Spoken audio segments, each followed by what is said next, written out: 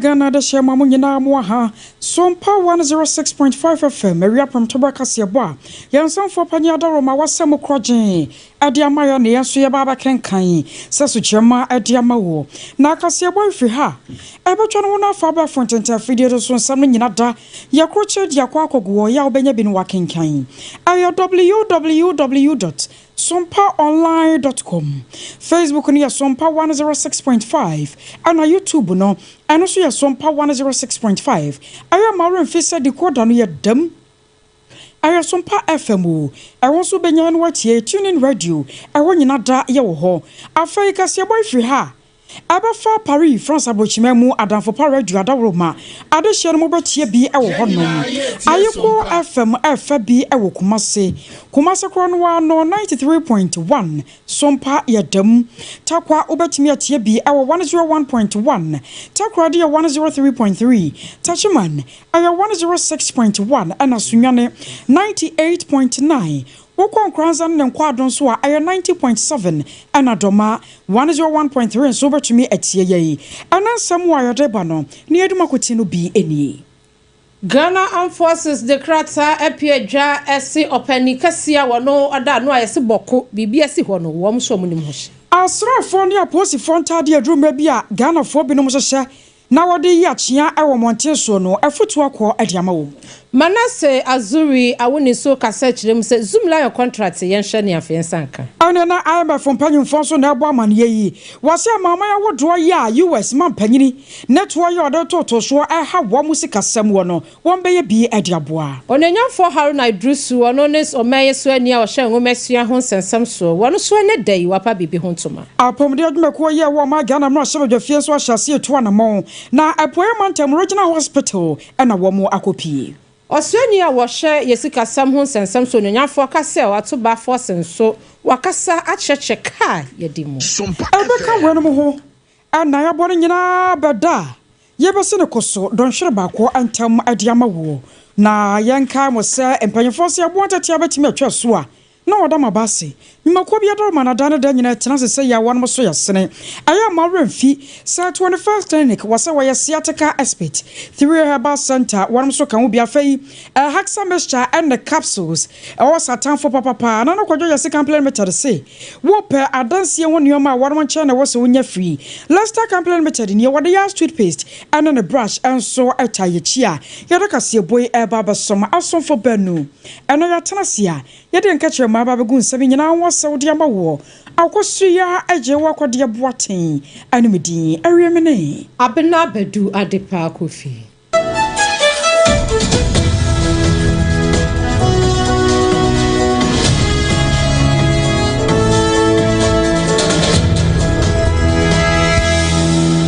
Abusaya ansam no ase na enroda wa hot bite no no mpa mo kase boa Dana nyina Sompa yetena se ne yedebasom yetiefo na yewasa ensam a edika editie ne yewasa ehia pensempense mu na hia no yi ahodo no yede abramo ye fidika se yiso no eno so yetena sesa na asamba ko a na dapno ti nyina hini amabunu bi a wo mokwa akosie funu na wi akire asrafo dom bi kohia wo mokwa mu kwunu se amabunu no mu baako ahya asrafo atade namso nti wonworo ekwa wi akire kwa hu samabunu no bi kura no totomo ba areburu asrafo na namso ma etuo kasa ye nipa baako wahwere ne nkwa wo mu afoforo bi so prepraye no enra mu nsam ani ewuraye na eka ho bi ama Sompa kase ya na panyepa ya banbambo ma wabene mu yera Emmanuel kotine atwetwe nkoma no wachero se druma bi a aya na Ghana fo bi mu duebo pa wose wo hwemu a wotimi ho enei asrafo ne aposifo ane abambofo bi mu ntade wo hono mu a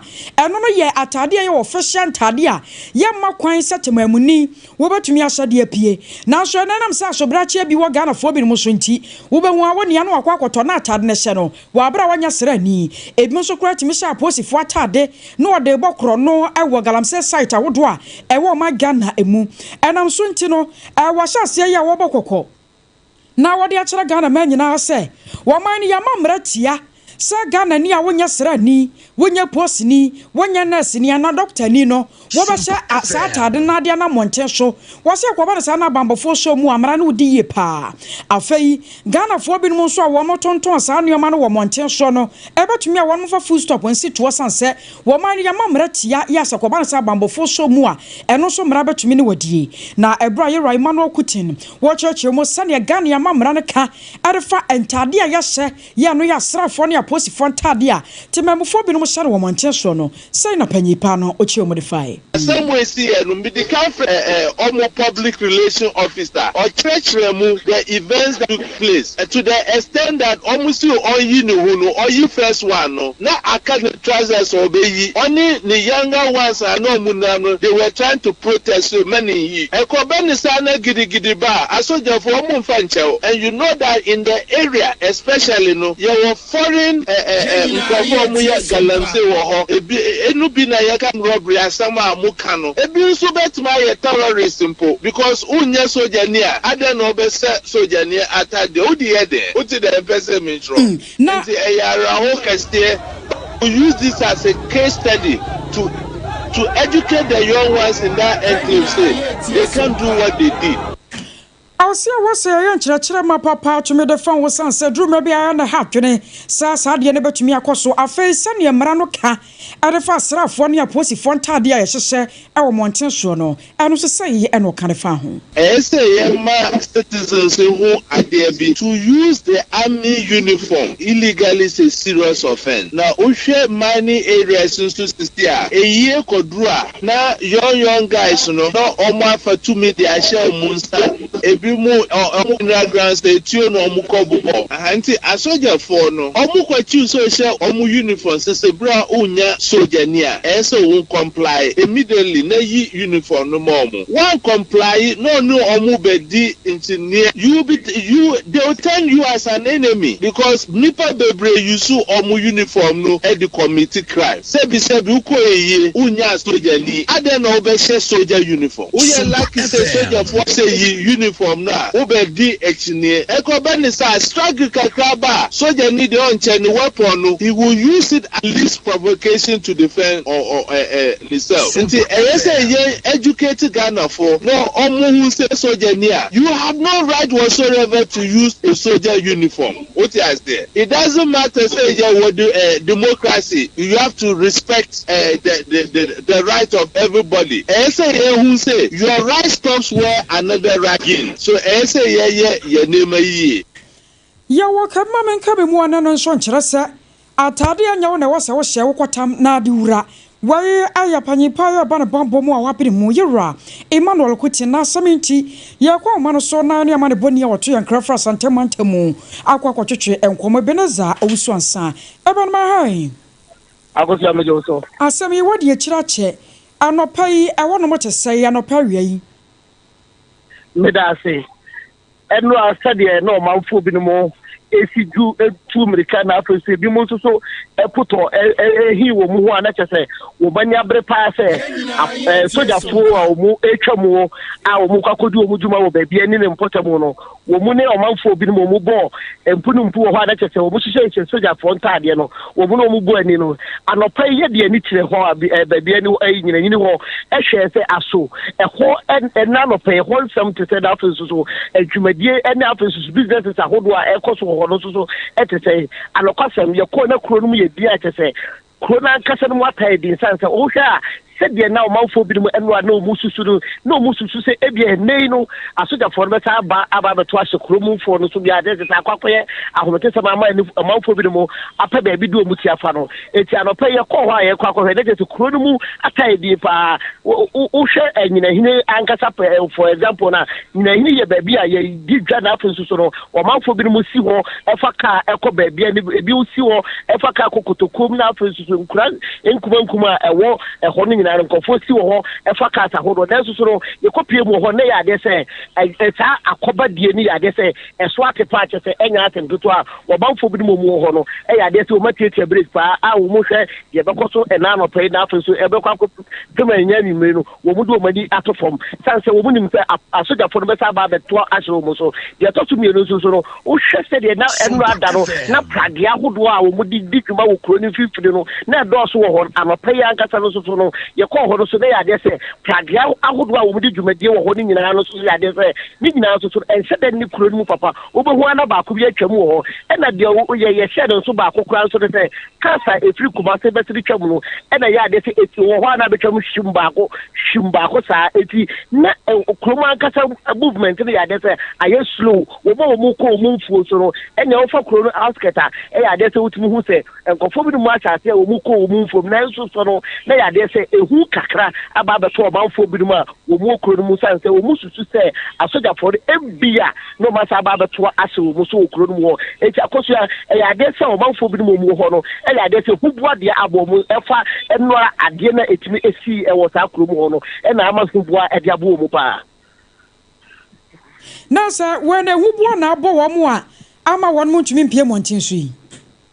Akosua sapata sanse wo hwe wo banfo no dwuma bia wo mudi no ho no e ya de se da bia de nkasa kromo no wo be hu no na ho de kitikiti pa na so ene no ayesuro achete wo banfo no mu ate shock pa e na bia esa ka hu bi kwa e no ada no kwa asem ni siye no abrante na wo to ye na nkasa no e ya de se do banfo bi no mu kromo no e fa bi eni age pa na fa bi so no aboto sanse e fa na wo bani age ne chese abrante no sebi wo patapa de wo ye pa e na fa bi so no mo ero ahoro ya de se wo mo susu na ga wo no nyini tu so ne ene wo mo na wo mo nim ene pa e wa branche mu eti fa bi no ano mo ani age no e ya de se no mo ntu bo se sanse patapa sabna abranche no no ye no e na ama fa bi no ani age ne fa bi susu ebo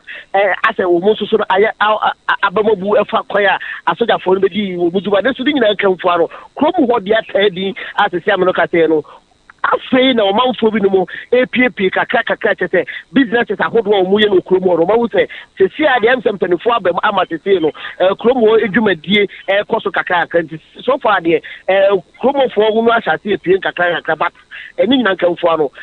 tin na afei so ehu ne de eda so wo manfo mu wo ho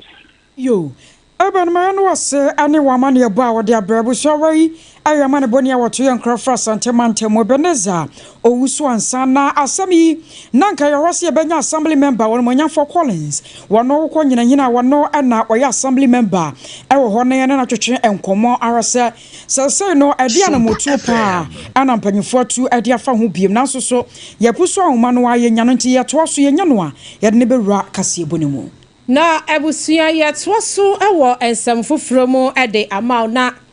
enroda dwumadie bi ekoso ewo Washington DC na ni nyina efa global policy agenda ho na empanimfo anintiri ene achochowura wanum free amaman ahodo so aga na eka ho bie eja ya foto sanfo nyina da ekobi onyanfo Castle atoba Forsen ensokopie mu Washington DC na dwumadie na se no na okasa ya wotwere mu nse se de ye nyina ye nim se Ghana ya da ICU a oxygen befo a hye hwenem enya asam ketwa no oman ne brepa enya asam ketwa na wanu mu hwemu ase won betimi abo wo ho modene na wo mo nsaka investors ahodo a wo mo free achichi ni bencheye na wo mo so ababa beso omayim na wo mayi atumi agina brane no nyanyanfo Castle atoba Forsen sam kan yemu no ena odi tu dwa bio se Nyakopon aya adomo a eniema a wamudi gu akwamu no wombehwe animu ase sika wo manyi ye de bo manyi hu bra no ebetimi agina bra ne pa afei nso wotwe ni semu bio sei wanom adne empanimfo a wo mo eka biewom na afei auditor general onanyamfo akrutinga ayini na afei independent audit firm bi akasa wanom eba behwehwemu wanom de na watwe mako enwotwe 8 weeks na wamudisi wanom na eja wanom afa financial institutions ahodo a eno no wo makonkron Ghana mu na wamato wonom bo ahwehwemu ehuniema enkoyi a ebetumi ama omanyi yakwasoa aboka na ebra wade ne nsam eba wiye no na wo kyeremu esei Nyakopon ya adomu a ofosi obusumi aye wo mu ya na wonom ade niam agugu akwamu asa bibia betumi akoyie afei committee ya wonom ate a won betena se no ma hwehwe o man yesika sade ekwa enkoyie no afei yeto ahodo a yejeje afei so besia yetumi ekobo aman bi so IMF ka ho yi na wonom ahu sika no eba de yede ya eboa de yede ya emwa no wo matumi ayi ni nyina akwa na wasushema Public Financial Management Act no eno so etumi ehwe ho yie na wanom ahwemu ensem a wasa act ni mu no ebetumi abo omenye sikasam no wamatumi de adi dwuma afei so wase at 296 no eno so akira kwan a wobetumi afaso na usika wunya se oman a wode bo oman ho brabro ni beka se GDP no motumi ahu kwan a mo be faso a mo be yusuo no na wase hwie be wanom hwe anim se afempi mienu ani aduasa enum 2035 no wanu hwe anim say GDP ratio no ebetumi aba 45% no so wanu modi mu nsam atudwa na wase Nyakopon ya adom a wom kwahia ye wom kwamotwetwe mu efa investors ya hodo a wonum kwahia no wonum de nema gu akwam se anya afi bia won be hwe anim se GDP no ebetumi drop by 15% no so wadi mu nsam atudwa onenya forecast ato ba 4% ese ne nsam ba ko biewu a okafa MMDC yisi ho esa ya na wonum mensi na hodo afa kurosi ne bedwa hodo a wonum wom no wobi ho no ma ni sika kakra wa ba jeje na wono so odi aba be so aban na sene ama aban na etimi ama yanso ye ho nuoma no aso ya kwankro no aya na wonum misuse ne pa eno so wo mani be kokko yie a wodi sansem nyina etudwa wabra wom kohia ye global policy agenda se Washington DC. I was such media koya sia no na IMF mpanyefo mo hobia eja won magene won mani esa sama ya wo sama de tamfunsuo won mo hwe mo se kroje na anam so ama IMF managing director Kristalina Georgieva won so aikasai ya watchro se wo hwe mo pa no IMF won ma ya kredo aboboso se won be hwe ama mama ya wodo a wo ne wo mo di dwuma to kese no se mama ya wodo no nyina no wo mo nkonko ka titiriu ano de America man pagini Yero Donald Trump wo de agu akwa mo sa kwaba ne so obi ade nioma firi ne mamu no de ba America mamu a eto a wokukura to so sa tie nie no wo se won be resa ne be ya amama ya wodo ya IMF aka ho bi anase mpo wo mo ne won ma to kese nyina no won betumi aso won ma sene ewosikasemu na sa man no agina so wo se wo hwa man bi te sa Ghana edru ma bia no ye ho ta kwa hohia mu ewosikasemu ma IMF babeboa nam so nche wo mo ka de akyereye se mo bia ahwa akwa mane timpo enhyehyɛ ma pa wo ho no a IMF di gu akwan mu sane ye be ya Ghana ye sikasam no a Yero Donald Trump so fa kwachi kwa so na to apene nyina no abasa sori agina ne naso. Give countries a chance to catch the benefits of these advancements for their people. The IMF, of course, as always, we would be there for our members.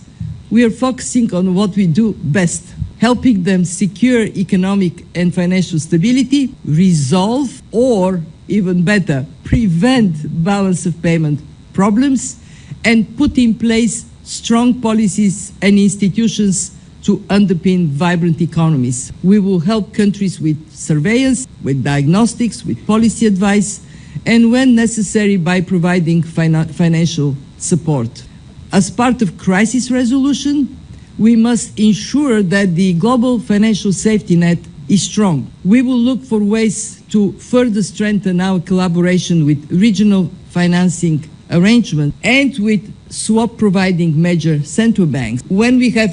of the Global Sovereign Debt Roundtable this week, we agreed to publish a playbook that provides guidance for predictable and faster debt restructuring processes. And I was very pleased to see support of all traditional, non-traditional creditors, private sector and debtor countries to have that predictability. Finally, we will reiterate the need for continued cooperation in a multipolar world. The shared objective for all must be a better balanced and more resilient world economy.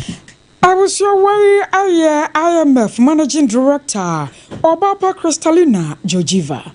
Wa nsam mu no waswani a wono ohye ye nwumasua ho nsam so ne nyafo har na drusu enayi enkofokuo bi a wanom apa wo ho toma yi na kire na ja wanom so aso afra mu ehyan ni nyina ene say University of Ghana wanom mpanimfo eja woba beda ayesukupon ya no na wanom atoto niama ama adesuanso ehun sensem etimi afa ntampe fra no ene yi wanom aso afra mu ehyan na wanom echemu se enipa pale du nwotwe 8 member committee a wanom atie panikase a wono otua wanom ano maame Harrieta ejewa brew wono na etua 18 member committee ya wanom ba behwe ama University of Ghana wanom susuku no etumi akoyie na dwumadie na se no onwanyafo Hana Idruso na no disem tuja wochire mu say eba no National Research Fund na omampanini edana bamu pa wanda sadia wane wan edi nkomo asie nti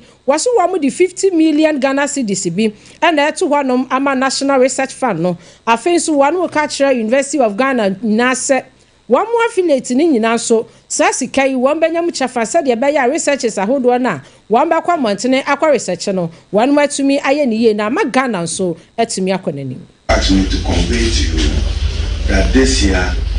he intends operationalizing the National Research Fund, and accordingly an amount of 15 million Ghana cedis has been allocated for the takeoff of the National Research Fund. I should be inaugurating its board and council in the next couple of weeks to support one of your areas of emphasis, research. And then also your affiliate institutions. But more importantly, today, that the university must seek through appropriate, legitimate, public-private partnership to expand your infrastructure, both academic and residential, in order that you can grow and improve the student population. You are capable of doing what is it that you are able to do today, but he recognizes the constraints. Admittedly, I'll be the first to admit that government investment in higher education is not commensurate to the expectations we have of you. I'll be the first. Openi okasa ye openi a wano agba enwumesua wadano ose oswani ononyafo Haruna Idrusu ene day 18 member committee a wanom ekwa baye University of Ghana no wakwa wanom hontoma ne wanom akasa na maame Harrieta Jewa Bri wono ene tua wanom wano odi atuja so mampani di 50 million Ghana cedis de to na research fund a ebabua masuku no so wanom research ahodo a wanom ye na koso no wani ye di hunkomoyi. Abajo kwa ya show ma Ghana ya pom de won sam so won Rasha Badwafie won ma hyase a won mutu anamo ena no yare bato won mu ya na won mu kire se nei won ma Ghana fa na ba bia won mu ba be chine ho na won ma hyase won ma na yare sabia wodo aye wo a won ma Ghana mu na nyambia no tebia ne bobra te sei enwo akwakwo nya se o mayi won de o mani de akire na fe won mu hyase ansa dan de nyina no complaints a won mu nya de free Ghana fo wonom ebra won ma kwa yare sabia ba no aya ne mu ahomete pa anam so ama wano ene apoya mantemu ayo regional hospital na ebra panyufo kokodru wona se ehwa ni kan yie ne nyina no yese wo hwe se ne ayare sabia no womasibia siesie wafa na edru baabi kura mpono ayarosabia no nneoma bia wonmo hia empanyimfo ya wom dada ayarosabia no ankasa to wom boto musika na wom de aye nsiesie mapa toto sa nneoma de ahyem no a na sa akwakoye ni kasam ade ama wonom aka wo bi ama Dr. Thomas anaba wono ye leader ya Parliamentary Select Committee on Health Rasha Badwafie wada wonma no panyipa de atudwa ya wo kyerese de wonma ye no kra de aso na ri ye papa na nanko wo hwa ni mu sa ayarosabia nka ye so assess the hospital by interacting with the management and to see whether they comply with what they come to government to request for to run the hospital and to see whether patients are satisfied with the services they are providing here. All in all, we met them. They did us a slide presentation. We're very, at least, comfortable and happy for what they have done so far. We've gone around the facility to inspect certain areas of interest, and they look very good. I think the hospital management is doing very, very well. Hospital is very neat. The arrangement is good. The environment is friendly. What we've noticed is that they have been able to invest their own monies, at least, to set up a dialysis center and providing free services. to the patients, which is very good. They have been able to establish what we call research in the hospital, whereby they have some annual scientific forum, which is good for a regional hospital. We hope that all regional hospitals will start doing same. They have been able also to ensure that their specialists and residents are sent to peripheral hospitals to provide services there to reduce the number of referrals to the hospital, which is very good of them. I think they've done a lot of good things. Equipment-wise, very well. They are doing very well. However, they are still requesting for more staffing, which will definitely add it to our recommendation. They're also requesting for some types of equipment that are very capital intensive, but they have the capacity to use them to minimize referrals to Accra and Kumasi, especially oncological services, cardiac services, MRIs, and the rest. Anwachu no ana abajokwo ne mpanyimfo bi a wonmo so ka ho bi na Eastern Regional Hospital wonmo so bo ana akokwohwe sane e wonmo apomde mo nsam asibi ko no na eya odamra shebedwani wo ka ho bi wonmo nyafo Alexander Akwasi akwa wonno so na no tumu bi a wo kire sede okwo ye no aye nani so yi asa be Oba Hospital na so hwe se hotia e she wonkuran e ma hunu se anesifo na doctor fo no wonmo so yirom ho no ma ye adwuma de ahwe ye manfo ti abo ma baso eye me fe eye me ni so se wonmo ankasa ozo ese eri omudi nkomo no omo ye nkofo mo hwe omsika sam so yi omom de omsika ye niema bebre na afi so aban hihya ye de ba ye aye NHIS ye de ye free dialysis no omo ekoswara e de ye adwuma a ema me ni je se e ampeniam pa nyaade a sa aban no e de ba ni ni ho no mo a omo so e ba beja ye omo gusu e de ye adwuma Abusua wai ayo damra shebedwani ye Alexander Akwasi akwa na na kwakwa no ana ya sabia na mpanyimfo wono so kasa ya Dr. Akoto ampa wono ene gina ya sabia no anemu ya wono so de na ase ma mpanyimfo seraye sa ya sabia no so hia no ma wose mpanyimfo esaye ma wo mu. Essentially our presentation, most of the basic things that are needed for a regional hospital to function are in place. What would need is more space. Our bed capacity is almost full, and currently the utilization is beyond 90%, 93%, as you could see. So what it means is that there's no space for additional beds and others. But we still strive to be able to take care of as many that would come. And we would need the likes of modern equipment like an MRI, which would help support advanced care. And then also newer equipment to replace the dilapidated ones, though they are functioning and well maintained. And we think that a regional hospital, at least if not all hospitals, the regional hospitals should have their own ambulance. It is because at the height of the request for a referral from a regional hospital to a teaching hospital, it will be very critical, and that is the care of the patient can continue.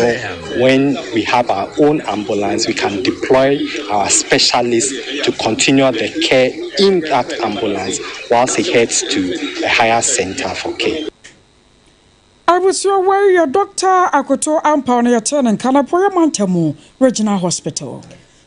Yatso and some no aso I want some from the ama channel so Sompa 106.5 FM kasa fidie na oti yen kan from tubekase and abusua yade esum we na wo ensam foforo no na sen enche bia na ensam twerani a wono no eba no Ghana hase ya wagedin pa manase azuri awuni wade krata tetenten ekoma Youth Employment Authority YE adwumaku a ono onwa basantale etua wona no ese zoom lion adwumaku no said ye wanom eye wo munwuma wo Ghana ha sei no enso ni ntinkebe hia pa se contrage a wanom ne wo mo wo no eso pe enkamia renew emfa ma wonom na wode sakrata yi ekoye empanimfo a wopie mu e wo mrache bedwafi a wanom hwe ahode ne ho nsem so ahonidie ehu ensem so sanitation committee no opani baako a woka ho eye ononyafo John Kwabna Bless oti wano so a ene mrashe bedwani a wosoma de hye a wonom e won kwanta not abato mpeswa so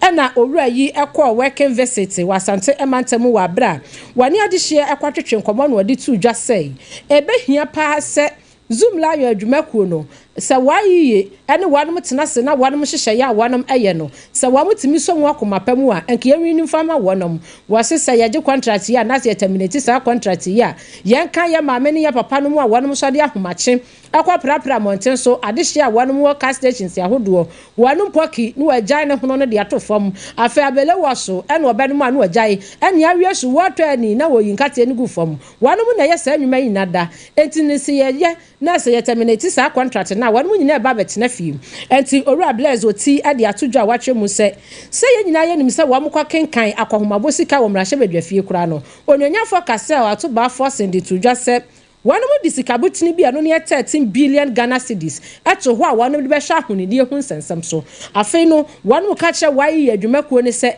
eka bia wom de zoom line adwumakuo no so wom hwe no omuntua onyonyafo blaze ensemni amount of money Zoom Lion or just one group, we have trust and confidence in this government that the current budget, that statement that was presented about a month ago by our honorable member, who is also a colleague in parliament, has in it about 13 billion Ghana cedis to clear arrears, of which Zoom Lion is a part of. The last time the committee invited him to appear before us on these issues of sanitation, he made a promise that they were going to clear all debts owed Zoom Lion. I think I disagree with him. Zoom Lion or just one is a Ghanaian. If there are issues, that's why we have leaders. We have to address them. So we are planning as a committee, since it has to do with the subject matter sanitation, we want to invite Manasha Zuri to appear before the committee anytime, maybe from next week onwards. Parliament will be resuming. We are currently on break. We are resuming on the 12th of next month or so. We invite him to come and share the information he has as far as this issue is concerned, so that we'll find a way out. But definitely, once it has to do with Ghanaians, many thousands of Ghanaians will lose their job if this contract is not renewed. So parliamentary committee waka hu bi onanyafo John Blaze oti enenra da wokopie mo ewo Kumasi Asante Mantem wa bra Kumasi compost and recycling plant no wakosra de hye no no twetwe nkomo yi awoso ye kwa mo no so na ye kwa Kodie enkomo ye ne Liberal Party of Ghana LPG amanyoko no panyi kwantrofo ya wada no yera kofi akpalu ekwa Kodie nkomo na nyina no ye se anoda putuprunhia mudie bi ekoso ayamanyoko akase awodo num ya wo ma Ghana mu ana ya sanhia mudie ya wo mo nyina adwena kɔ benkro mu se nyame ya dom wa mebosome ne da to so num awafi mu wo mo ba be ye oya kyere pa ya nya senketo ma ade atia aban no ne nyina no efa Chief Justice ho yenkwai ne yenkonkodi enkomo LPG yenkonko LPG someha na yenkonko Yankonkwa oba yekase miamu ha o mejo so pa menu aba na wo ho ye de o onyame na tumara kwa no pa bo ho ye pa adom menso me ho ye pa wo de wadaro mo ye ho se mo de krata apie dwa ya mo kiro se de aban no ye no ase ye kebma men kebi no won fa nya adwuma wodane nuoma butu ani ade ye na Chief Justice nso wabaso yi ni free ho wadaroma etesa pepe bi ni aba na emu chemu kakra ya sai a mo basa mo ye wo ya kira fa ho yi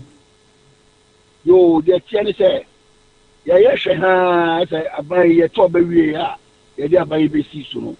na ye nyina ye bompa isa aban obeye niema ebeboa esan se o ma baba mu pen titu ni panimu a wodi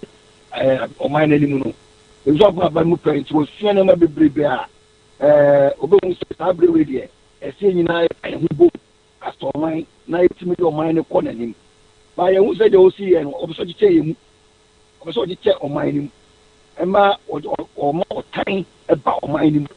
ai ave ni ensi ano a e de be ko o se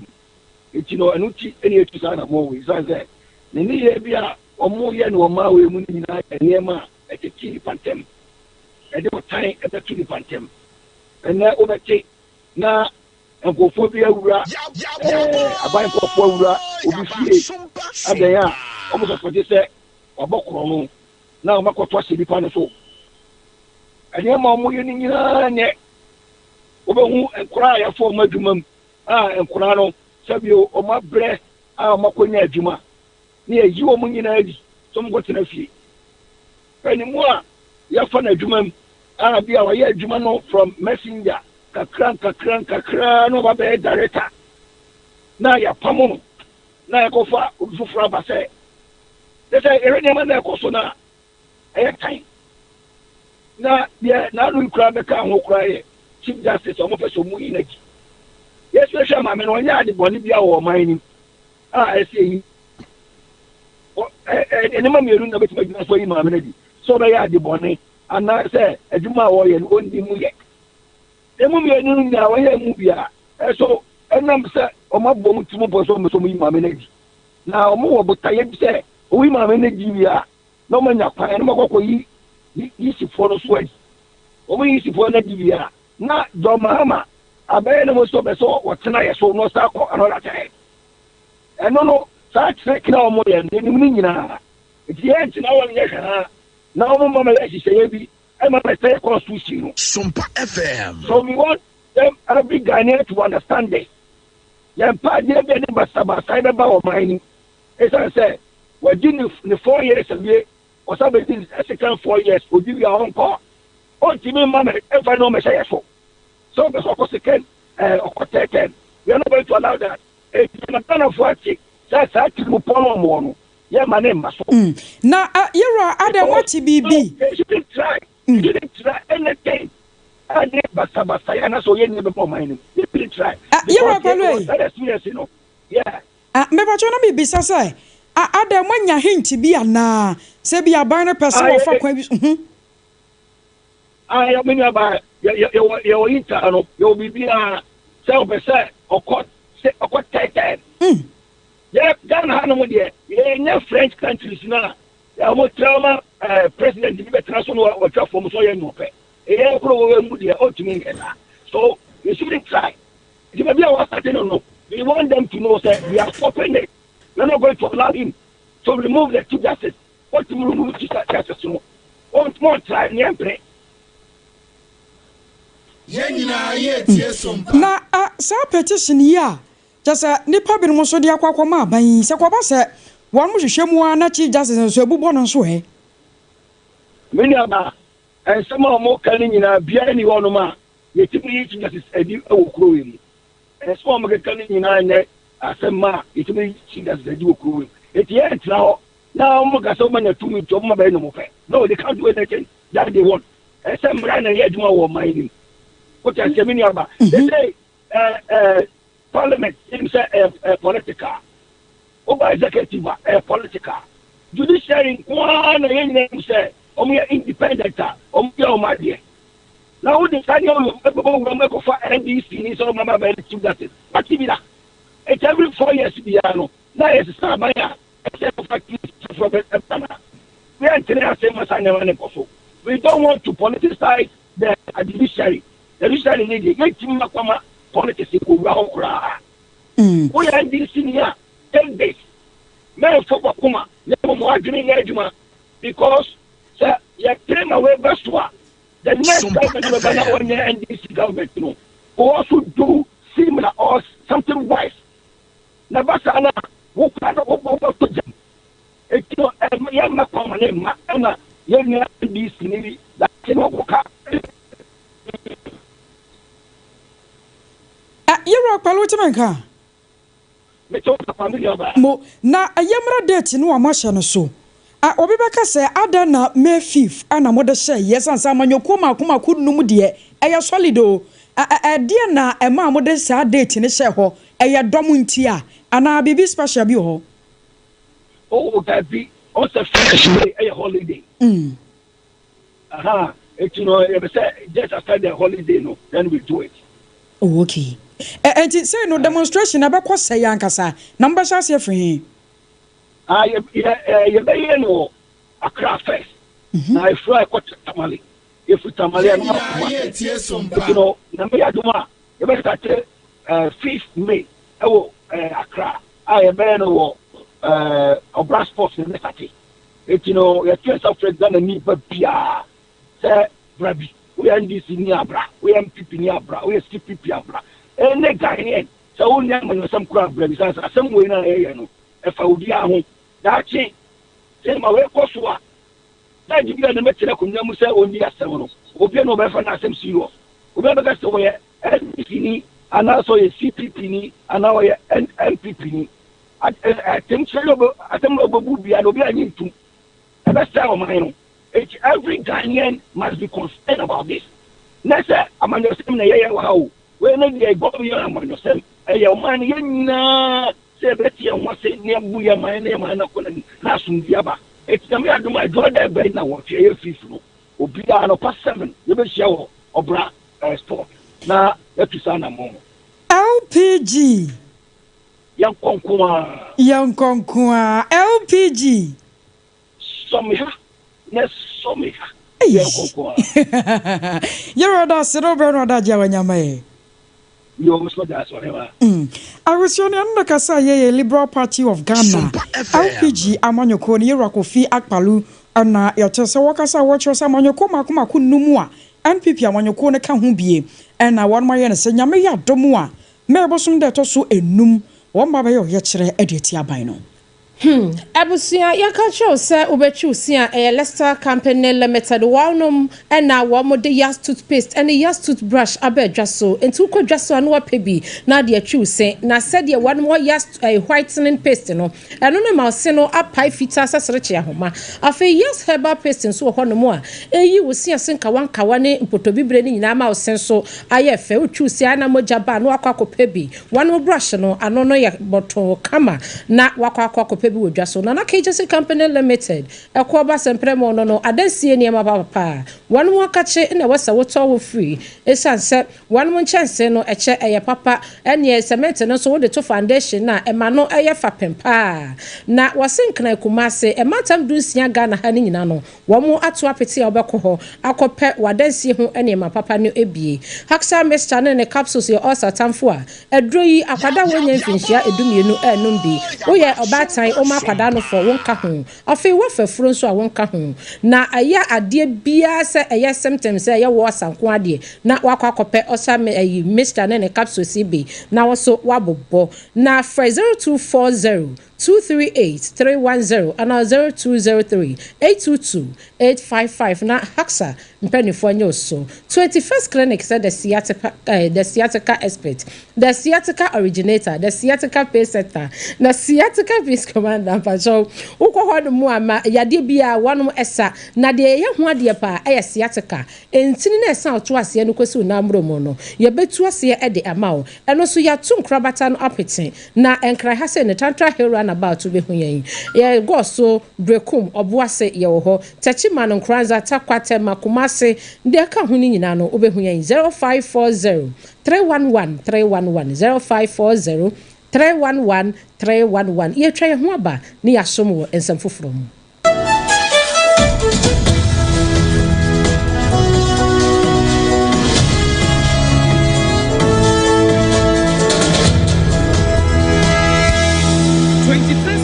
Yes, sciatica expert. Sciatica no, o nerves na wo to ase na fa wo siremu, na fa wo nansia besi ase ho no. Se ho techema no ene fa na sciatica. Na etimi bubu o to ase ka wo se dwe wo siremu, wo je ho ba bia enye. Na no na 21st clinic ba ya adwuma pa wo mu ye ntia baso bo ma je no Ghana ha. Ene amono ne enya asem ketewa. Wo mu je international awards ahodo, wo mu je local awards ahodo. Na anu nso na wo mu bie the only sciatica research and treatment center in Africa. Bibrim ha no ebi ni ba bia je 21st clinic nkwa. Womu dia bibidro ene besa oyare no masa de machine aka ho eya yare sabia yare bia wutimi de ko ne mama ade ba ko a wo magidi wo mu pa no eye sciatica ena stroke nso de kwa diabetes ne hypertension ne ade Ghana ha ba bia wo mu ho enkran ha sese ye wo Tantra Hill runabout se wo free enkran eba ye wo wonsa ni fa so wo fra masaman so na eba nso a wonsa bonkum so ho na wo behu ye 0540 311 311 0540 311 311 na se 21st clinic still woman ye sciatica expert eh medo edra no pa wutimi to wo boase etwitwi wusi o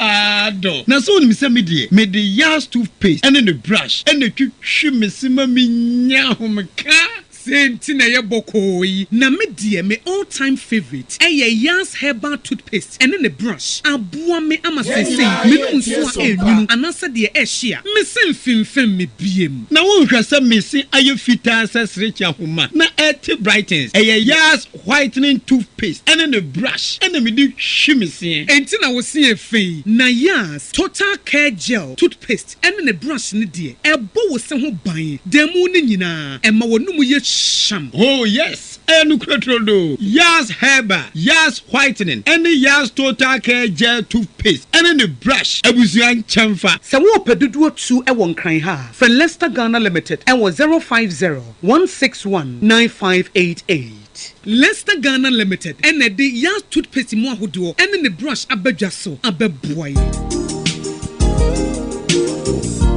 Na ede na aya obayi a oda former son yafunu mu emunumuni. Oh Mr. Entry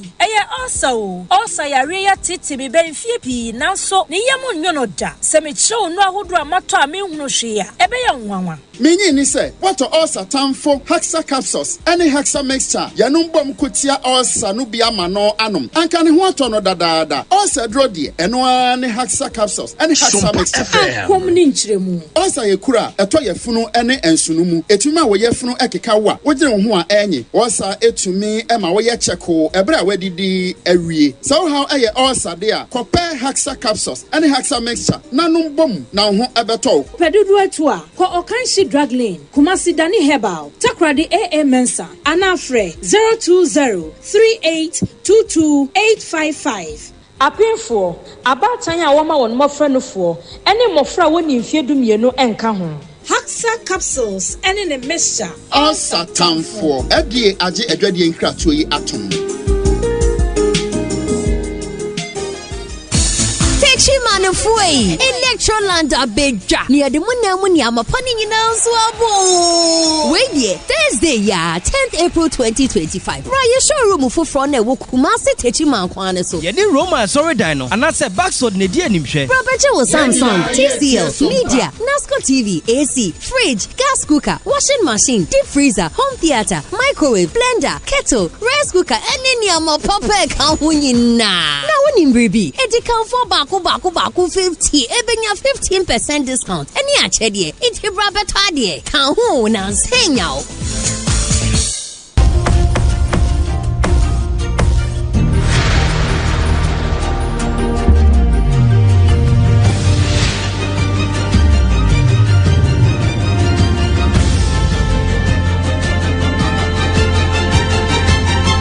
Sompa TV Emma Akituapa Ebusia Emma Akituapa ampa aya Sompa 106.5 FM pram tubekase na yede esum wono na yeto ensam no eso ewonsam foforo mu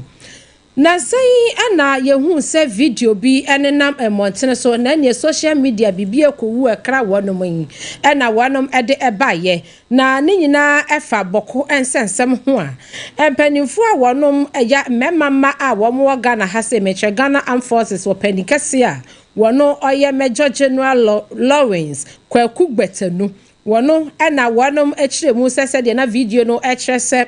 Osede omo akwansrahwe ewo boko ene ne mpotemu a adehye ede yensa akaka no na krata yi efri Ghana Armed Forces akache aba wanum achemu se ewo mu se ena no kwado fosuo busumi ayewo mu yi ne da na etoso aduono amiensa wanum akọ ensrahwede enso bibi boni bia ensi entini sa video ye ne nam abefo ntentan video social media no so no adehye yehu a yempre ye ne achi afa yemu no hrodohro dasem na no kra bia enim krata yi echiremu se Mua modia mose mupe mudini agie na enema papa wo ho no mo aya mobeye na modia agi mudini modia mose dabi opusu nyakafo modia nkwa sabi eniema ensenko a na moye no aya na mo ahwe na mo atwem ho afri ho afi content creators nso mo create mo content na dia wodi beji din a ayo bone so no aya atwem ho afri ho krata yi onyamfo Brigadier General Agri Kwashi wono on director General Public Relations and nensa eshase a efri Ghana Armed Forces akache eba I am first of all, you may na young cook ya young. Now, maybe a chum DC, parliamentary candidate, Yano one Paraso about 1% your money for Emmanuel. Okorie Boachi papa dia tu joya watch us reso kan sa andisi dia wo sia won mojo afenso so andisi amanyoko mama tena akonya so anane nachi enfama kokwakuafo da wase no kra de tofia kwa nyame mpangu wase amanyoko no bo mo moden ye pa sa akuafo ha obeya won mo ha won mo dadwene beya ne dadwene na afi wo hwe atoto neoma de ama wonom wase ne cha bi ana Kodie one more two cocoa boom de mercury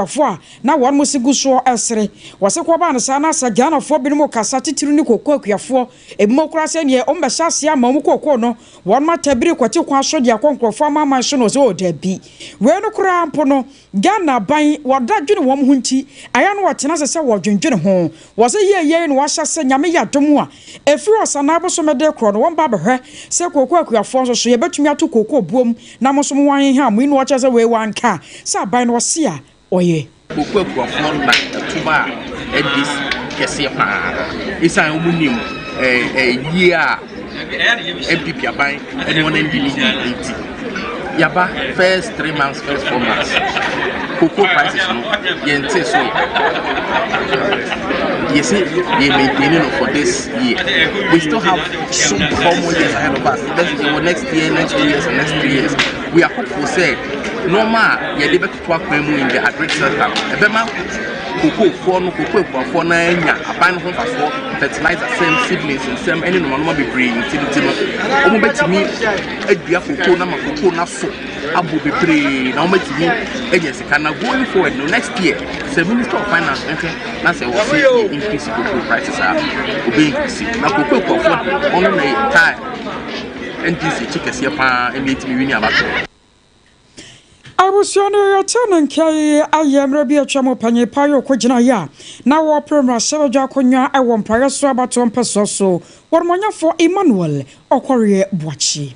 Nanano machankonya wanu watama asase so said ya wanu sam na ebobo ba bese bosume be ba ku enie ni nyina efa MMDCs ya na yebobo wondini na upiemu a ewotema ashaman na afeitama west ya empanifo echiremu se MMDCs a wanu bobo wondini nyina no wanu emfree empotamo anasa wanu nya asase no emma na openikasi a upiemu ewotema traditional council oda wanu nyina ano oye Akosua nche ni amafio kasa wachemu se sadie Ghana mampani His Excellency John Dramani Mahama eni wamu endi ni yie asadie wanom eni suda hopa na yebo wonyem asempanimfo wobobo wondini mensini abankrachi ahodo ni nyina no upiemu ewatema ashaman eni tema west ya wanom nya asase no ema kamia yesa wanom ya ahoho ebio wonso upiemu ewatema oil refinery opani a wono ada no afei wamu nim no kra wanya asase no eba efei TDC nso pani oda no nso sada afei gapo halfway nso meche Ghana Port Harbour Authority for nso opani oda no nso wanom nim no asede mpanifom dada no ni nyina no eya ahoho ne afafa wom nti ebasa sama wanom ni mpanifo eni ni yie sede woni sompa kase etwetwe nkomo ni amafio. The government is changing the Tema people. The feeling we are having is that the government is of the opinion that there are no people in Tema who are indigenous, and it is showing clearly in the appointment so far that have been made in Tema. The lands in Tema belongs to us. Now TDC, which have metamorphosed into a company, have been given a CEO who is non-indigenous. We've not spoken about that. Baku, which is blocking us from developing interland, have been given a chief executive who is non-indigenous. Tema Oil Refinery, should there be a challenge and there is explosion at Tema Oil Refinery, the first people to suffer is the Tema people who are residing in Newtown. They've given them chief executive without even considering to think about an indigenous. And we are saying that we've kept quiet over this. That do not mean that we are happy with what is happening. MCE, which is the last one, the common one, have been given to non-indigenous. And I'm asking the whole Ghana, if you are a citizen of Ghana, if you are a Temania, will you be happy? Whoever have been given any position in Tema is from a tribe, and that tribe tribe alone is not more than the Tema people, and that is what we are fighting for.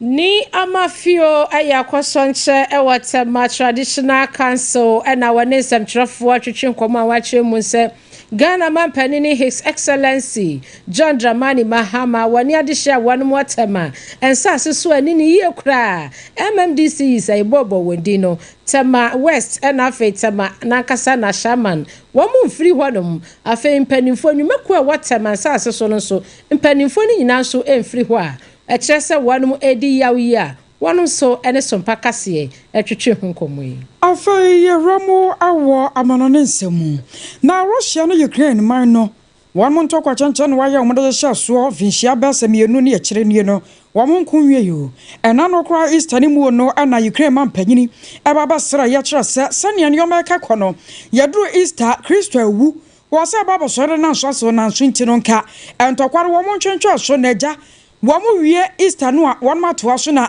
Russia man panyise na mmementwentwe so na nka aboa ye beko ampani ampani nuane ampa wamko ya amenei entokwa da so ginim na antia yo saka trosa enei Russia ne Ukraine ntokwa no anam so ama Russia one senior general na se ye beka ne se one masrafo no panyipa ya wo muo General Yaroslav Moskalik papa no one makunu na kwa won makunu yade a edi twaka sia babeto Russia man no won mu kirim sansa ko wo mu ye pa panyina wodi won manu ajanko ne won makosa na won marese ntokwa no Russia man no betumi adi nkunim ene na Ukraine fo abo ne tuoyi eno aka wo bi ama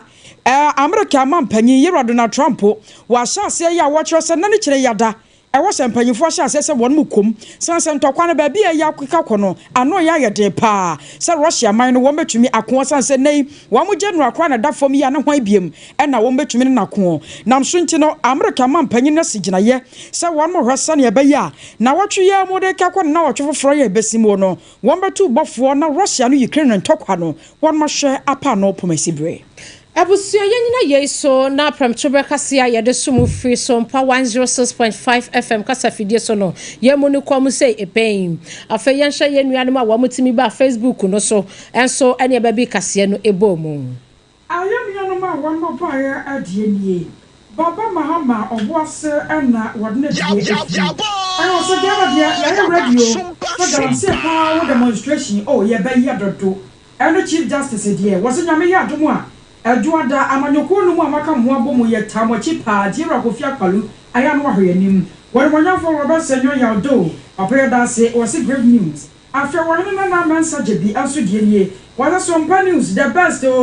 kase maje bia ya fa wampa ya Abena ashes ana se Sompa news die mo dem sonko ankasa mo ba na se maba yamfa ansi na yamsoro konya so na fei yahwasa mo bro wasa ne obi asema abatumi ababa to so na nansamo ayede ba ye no yede mokotie no bi enie ononyafo John Kwabena Blazo ti wano na opiemu ewo emrahye bedwafia committee ya wanu hwe ahonini ho nsem so no wode atodwe akire mu se waiye wahye no wankutire Zoom lion contract and free one sam na fenso owura manase so so wo bibi edi adanse a wanu mfre no no mo nanu ni ho komo sanso na manyoko awodro no maka wo mo wabo mu se nyame ya domo ame bosome no da to so num ombeye ya kire University of Ghana waswania wano ohye wo meye womesion sense for nyamfo ha na drusu wapa 18 member committee ya won betena so no ma hwehwe mu na Russia won mo general ba ko eso Ukraine man to bombo adia bonwa enei waye nyamedia abusia ensemi efadan for radio no ewa Paris France abrochimemo